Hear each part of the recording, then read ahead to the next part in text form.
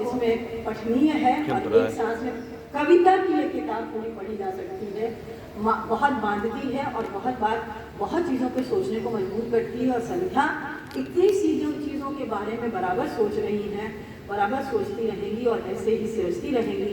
मैं ऐसी कामना करती हूँ और बहुत बहुत बधाई देती हूँ उनके संकलन के लिए। मैडम ने पहले कहा कि वो एक आलोचक और कवि की हैसियत से बात नहीं कर रही हैं, पाठक के तौर पर जो कुछ कहेंगे। उनका वक्तव्य सुन के लगा कि कई बार जिम्मेदार और सजग पाठक कैसे आलोचक और कवियों पर भारी पड़ते हैं। बहुत ही गहराई के साथ उन्होंने कविताओं को पढ़ा और समझा है। अनिता संध्या जी को कविता पाठ के लिए बुलाने के कई इशारे हो चुके हैं और होना भी चाहिए। आज उनकी कविताओं पर बातचीत है।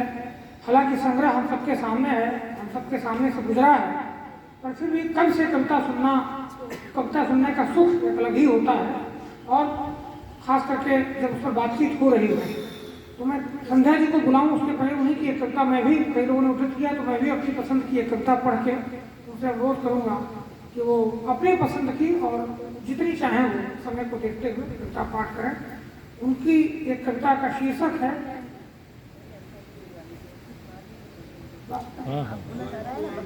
ठीक है। तो संध्या जी चाहती हैं कि पहले हम लोग बातचीत के हिस्से को पूरा करें, फिर वो आखिर में कविताएं पढ़ेंगी।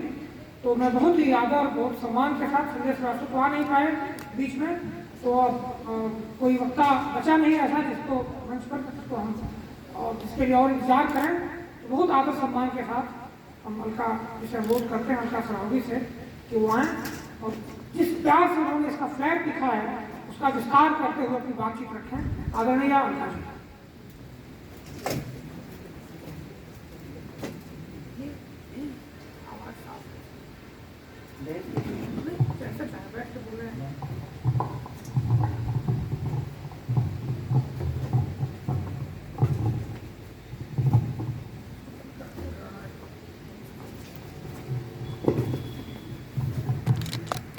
सम्मानित मंच और प्रिय श्रोताओं, आपने संध्या की कविताओं पर इतनी सारी बातें सुनी और इतने सारे उन बातों के रंग थे और उनमें जो कविताओं के टुकड़े थे वो सब इतने प्रभावी थे। कई बार मुझे लगता है कि किसी कवि की कविता का बोलना कितना मुश्किल काम है, क्योंकि जो कविता बोलती है क्या उससे अधिक हम बोल सकते हैं।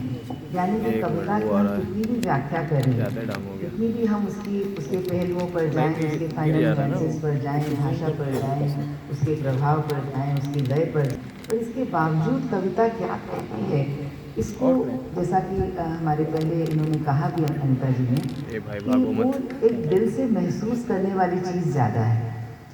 मेरे साथ जो हुआ मैं आपको बताती हूँ कि आज ही मैं आते समय सूर्य नारायण जी को कह रही थी कि फेसबुक हम हिंदी लेखकों के लिए एक ऐसा माने एक हमारे मिलने जुलने का एक जैसे कॉफ़ी हाउस है। तो हम बहुत सारे नए लेखकों को पढ़ते हैं और अपने भी हम जो कुछ